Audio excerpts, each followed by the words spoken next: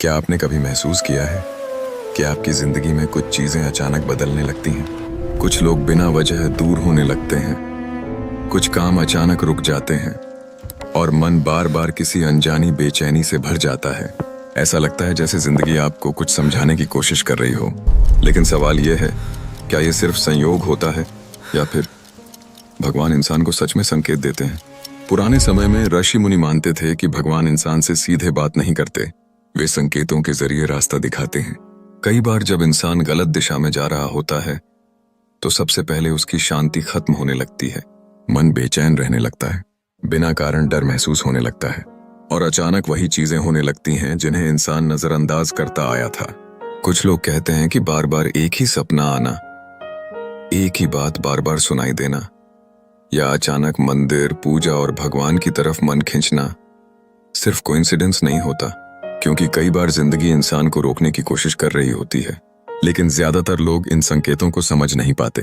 वे सोचते हैं ये सिर्फ खराब समय है, जबकि सच यह होता है कि कई बार भगवान इंसान को गिरने से पहले चेतावनी दे रहे होते हैं। इतिहास में भी बहुत लोगों ने ऐसे संकेत महसूस किए थे। महाभारत में भी युद्ध से पहले कई अशुभ संकेत दिखाई दिए थे, लेकिन अहंकार इतना बड़ा था कि किसी ने उन्हें गंभीरता से नहीं लिया और फिर सब कुछ बदल गया। कहा जाता है कि भगवान सबसे पहले इंसान का मन बदलते हैं।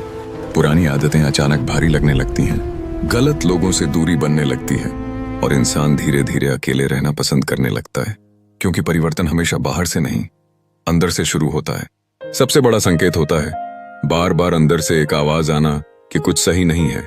कई बार मन पहले सच समझ जाता है, लेकिन इंसान उसे नजरअंदाज करता रहता है। और शायद यही वजह है कि कुछ लोग सही समय पर बदल जाते हैं और कुछ लोग बाद में पछताते रह जाते हैं। लेकिन इस पूरी कहानी का सबसे गहरा सच कुछ और है।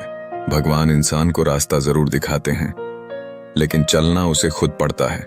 इसलिए अगर जिंदगी बार बार तुम्हें रोक रही है, अगर अंदर से लगातार बेचैनी महसूस हो रही है, तो उसे सिर्फ कमजोरी मत समझो। हो सकता है वो एक संकेत हो